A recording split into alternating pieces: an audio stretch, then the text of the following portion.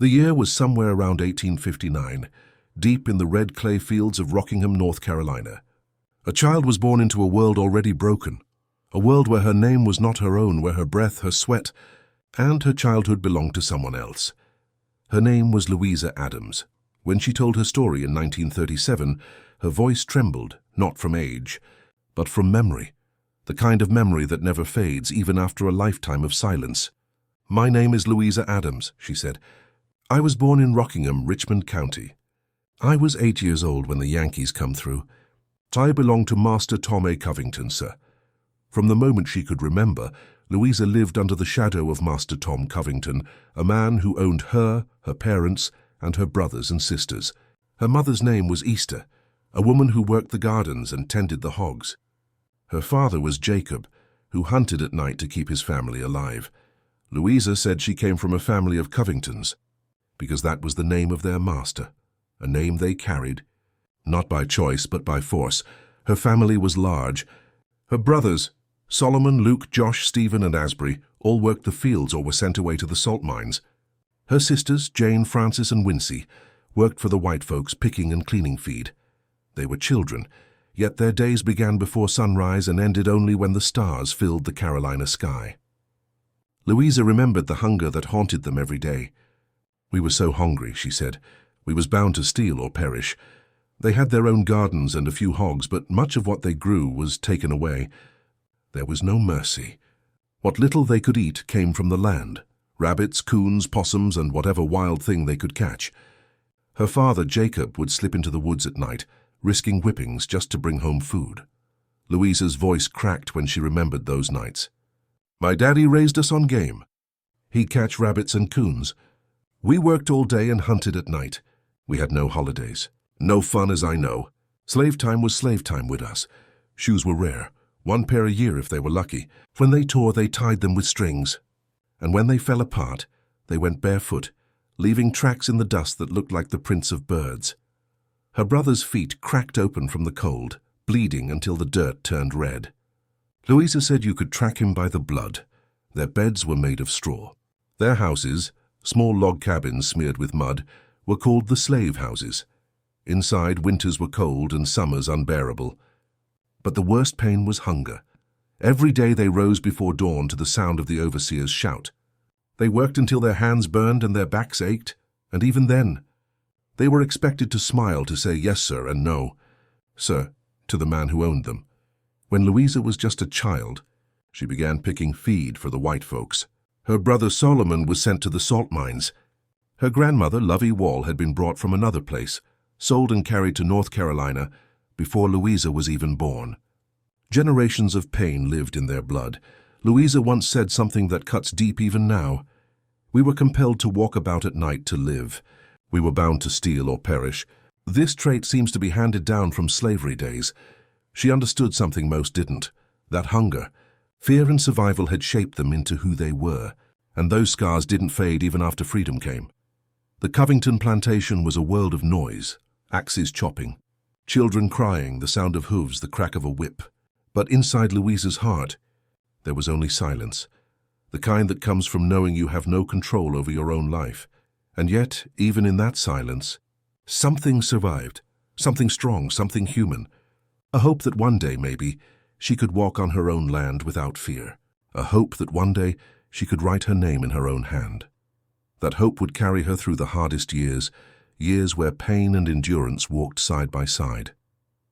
Louisa Adams didn't know it yet, but the war that would change everything was coming closer with each passing season. And when it came, her life, as in the world around her, would never be the same again.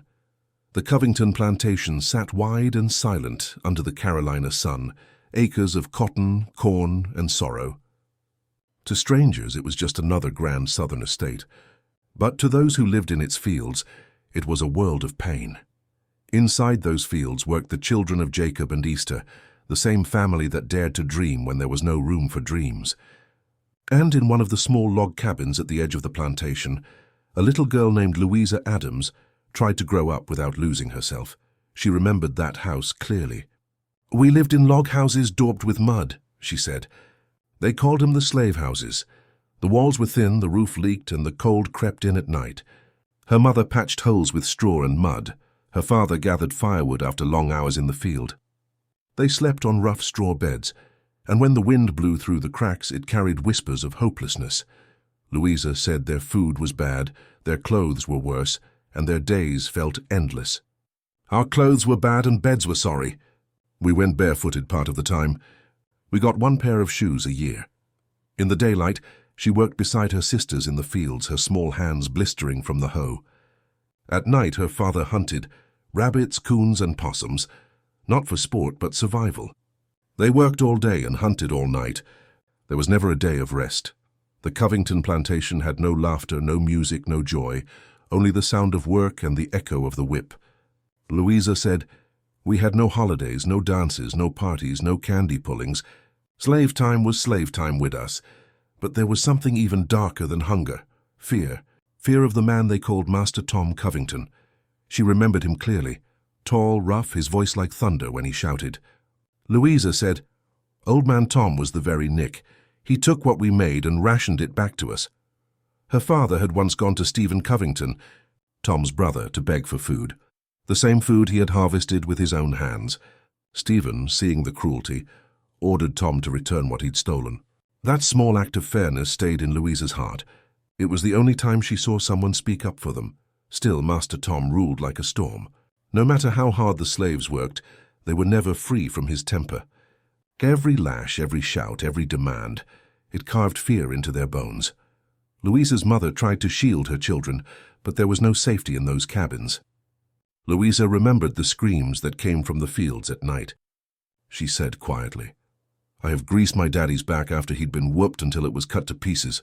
He had to work just the same." Those words carried the weight of generations, of pain endured in silence.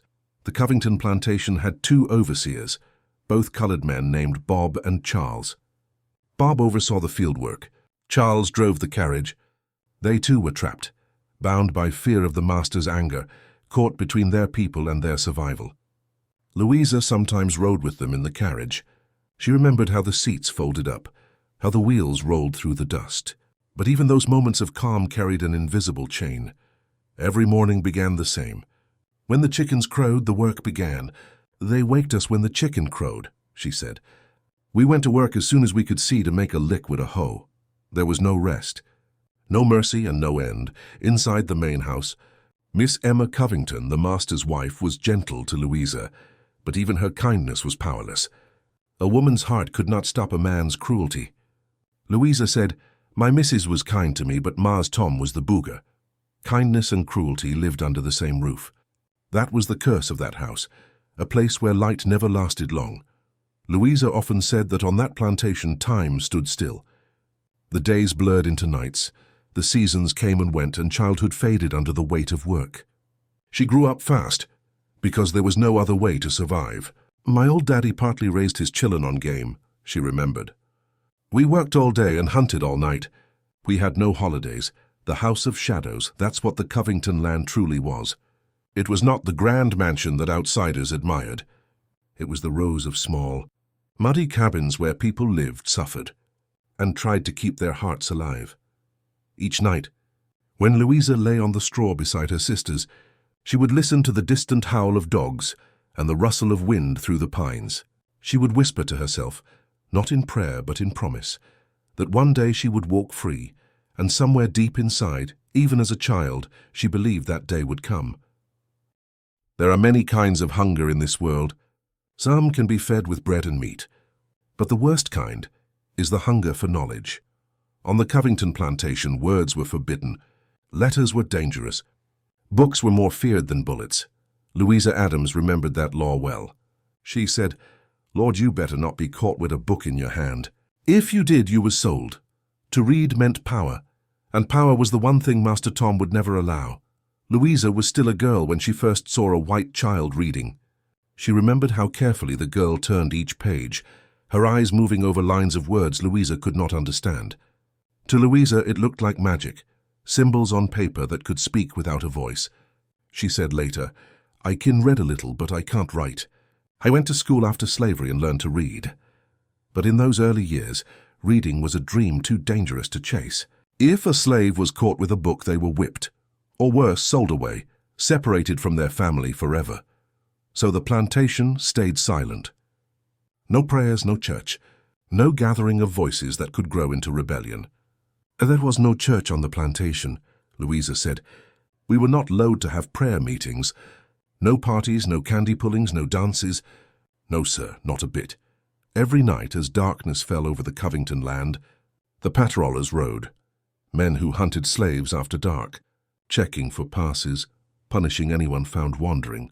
Their horses' hooves thundered through the woods, their lanterns swinging in the dark. Louisa remembered that sound. It meant danger. It meant silence. But still, somewhere in those fields, small sparks of hope began to glow. Sometimes the older slaves whispered Bible verses they half remembered. Others taught letters in secret, scratching words into the dirt with sticks, using ashes from the fire as ink. Even without paper or pen, they tried to learn. Because learning meant remembering who they were before the chains. Louisa carried that hunger too. Even when her body was tired, her mind refused to sleep. She wanted to understand the words the white folks spoke when they read from their books or their Bibles. She said, "We went to school but 3 or 4 weeks a year and learned to read." That was after freedom, when she was no longer a child, but still carried the eyes of one who had seen too much. She never forgot those lessons. Sometimes, when Louisa talked about those days, her voice would soften, not out of peace but grief. "Lord have mercy," she'd say, half laughing, half crying. No, we wasn't loath to pray. Not then, prayer had been stolen too. The songs of the fields were the only worship they had left. Louisa remembered one song most clearly. "Oh, come, let us go where pleasure never dies." Great fountain gone over. It wasn't just a song. It was a code, a message for hope, a whisper of freedom. Every voice that sang it was saying the same thing. We will survive. We will live long enough to be free. And then came the whispers that the Yankees were coming. Rumors moved like wind through the trees. Some said the soldiers were close. Some said freedom was near. But no one dared to believe it. Louisa, still just a girl, listened quietly. Each night she wondered, if she was caught reading or praying or singing too loudly, would they sell her away like the others? She didn't know it then, but the war that would bring her freedom was already moving closer. Closer every day. The sky itself seemed to hold its breath. Louisa could feel something changing, something powerful, something dangerous. It was the calm before the storm. And when the storm came, it would sweep through Rockingham like fire, tearing apart the world she'd always known. The year was 1865. The winter air in Rockingham carried the scent of smoke, mud, and fear. For weeks the whispers had spread from field to field. The Yankees are coming. To the masters those words meant war. But to the slaves they meant something different. They meant hope. Louisa Adams was just a child then, 8 years old, but she remembered that night as if it were carved into her soul. "I didn't know anything about 'em till they got there," she said. Just like they was popping up out of the ground. It was early morning when the first riders came thundering down the dirt road. Union blue against Southern grey. The war had reached the Covington Plantation. Louisa stood in the yard barefoot, clutching the hem of her dress. Her mother Easter pulled her close. Behind them the other slaves gathered in silence, their eyes wide, their hearts pounding. The sound of gunfire echoed through the pines. Dogs barked. Horses screamed. The Yankees, the soldiers of the North, had arrived. They stormed through the yard, kicking open doors, tearing through the smokehouse. Louisa watched as they smashed barrels of molasses and poured them onto the floor, the sweet smell mixing with the stench of blood and fear. "They emptied every barrel of lasses right into floor," she said. "They scattered the cracklins, killed the chickens and the hogs, and they shot old Jeff and the dog. Shot him right through the throat." Louisa saw the dog fall, his mouth opening wide as the life left his body. That image, more than the soldiers, more than the chaos, stayed with her for the rest of her life. The plantation that once moved to the rhythm of the master's voice now burned with confusion. The Yankees broke open smokehouses, raided barns and trampled gardens. Some slaves cried, some cheered quietly, and others, like Louisa's mother, just stood frozen, too afraid to hope. Louisa remembered her mother holding her tight, whispering, "Don't go out there, Chile. Stay in the house." The children wanted to see, but fear kept them still. Inside the main house, Miss Emma Covington, the mistress, stood helpless. Her husband, Master Tom, was gone, hiding from the soldiers. The world he had built with chains and cruelty was falling apart before his eyes. The soldiers took what they wanted. They didn't ask, they didn't thank, they just took. Food, cloth, silver, horses was everything. They left behind only emptiness. Louisa said, "They took everything they could, but they didn't give us anything to eat. For the slaves, the night was chaos, but underneath that chaos was something deeper, the sound of freedom being born. When the smoke settled, the fields were quiet. No overseer's whistle, no master's orders, no sound of chains. Only the cries of children and the whisper of the wind.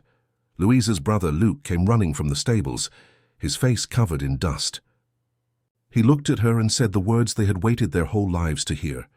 We's free now, but freedom didn't come with food or shelter. It didn't come with peace. It came with hunger, confusion, and a question no one could answer. What happens now? Louisa remembered the days that followed. The Yankees left as suddenly as they came. The plantation stood empty, houses torn apart, food gone, tools stolen, animals dead. The world had ended, but no one told them how to start a new one. We left the plantation soon as to surrender, she said. We went to go in towards Fayetteville. We climbed over fences, just broke down chillin', feet sore. They carried a tin pan, a little cornmeal, and a few scraps of meat. That was their inheritance, all they had after generations of work. At night they found an abandoned cabin filled with wheat straw. That's where they slept. A family once enslaved, now free but lost. The next morning they turned back not to their old master, but to a woman named Peggy McClinton, who gave them shelter. Louisa said softly, "We stayed there a long time." For the first time, Louisa looked at the horizon and knew that the world had changed. The same fields where her father had bled were now silent. The whip was gone. The chains were gone. But the scars, those would never leave. Years later, when people asked her who freed her, Louisa answered simply, "Abraham Lincoln freed us, and by the help of the Lord." Then she paused as if choosing her last words carefully. Slavery was owing to who you was with. If you was with someone kind, it went tolerable well. If not, it was hell itself. And that was the truth of it, the kind of truth that history rarely writes down, but one that lives forever in the voices of those who survived it. The night the Yankees came, the Covington Plantation died, and Louisa Adams was born again, not as property but as a person. The war was over. The soldiers were gone. And for the first time in her life, Louisa Adams woke up without the sound of a whip or an order. But freedom did not come with music or banners. It came quietly, with hunger in the stomach and uncertainty in the heart. "We left the plantation soon as to surrender," Louisa said. "We went to go in towards Fayetteville. We climbed over fences, feet sore. We was just broke down chillin', the first steps as a free woman." Louisa's family carried what little they had, a tin pan, some cornmeal, a few scraps of meat. No money, no roof, no map, only faith. They walked through fields that once belonged to their master, their bare feet bleeding on the same soil that had taken their childhood. At night they found an abandoned cabin filled with wheat straw and slept there, together, free but lost. In the morning they turned back, not to the Covingtons, but to a woman named Peggy McClinton, who gave them shelter. Peggy offered them food and a place to rest. For the first time, Louisa felt what kindness from a white hand could be.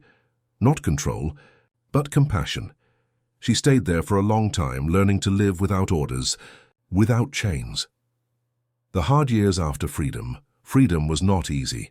There were no jobs for former slaves, no homes, no promises kept. Louisa's family worked for small wages, picking cotton, washing clothes, cooking for others. Every coin earned was a battle. Still, they refused to go back. Louisa said, "We had to live on what we could. The Yankees took everything, but they didn't give us nothing to eat." The world called her free, but the struggle never left her bones. A new world rises years past. Louisa learned to read a little, just enough to read the Bible, enough to sign her name. She married a man named James Adams, a field worker from a neighboring plantation. They built a small cabin in Rockingham, two people who had nothing but each other. She remembered her wedding day like a distant dream. "I had a nice blue wedding dress," she said. My husband was dressed in light clothes, best I recollect. For the first time she chose her own life, her own husband, her own vows. That small choice meant more than freedom itself. Louisa worked hard, raised her children, and grew old with her memories. The scars on her heart never faded, but she carried them like proof that she had survived what was meant to break her. The Voice of Memory. By 1937, Louisa Adams was an old woman. Her hands were thin, her eyes dim, but her voice still carried the strength of the fields. She sat on a wooden chair as a young interviewer from the Federal Writers Project wrote her words down, word for word. "Abraham Lincoln freed us by the help of the Lord," she said softly. "Slavery was owing to who you was with. If you was with someone kind, it went tolerable well. If not, and it was hell itself." She smiled when she spoke of President Roosevelt. "I thinks Mr. Roosevelt is a fine man," she said. "He do all he can for us." Those were her last recorded words, not of bitterness but of quiet faith. After all the pain, she still believed in goodness. The echo that remains. Louisa Adams did not leave behind riches or monuments. She left something stronger, her story, a truth spoken in her own voice, carved into history by courage. From a mud-daubed cabin to a free woman's porch, she carried her dignity through every storm. Her life reminds us that freedom is never given. It's earned one breath, one step, one prayer at a time. And when she died, somewhere in North Carolina, the world did not notice, but history did. Because Louisa Adams was proof that even the smallest voice can survive centuries.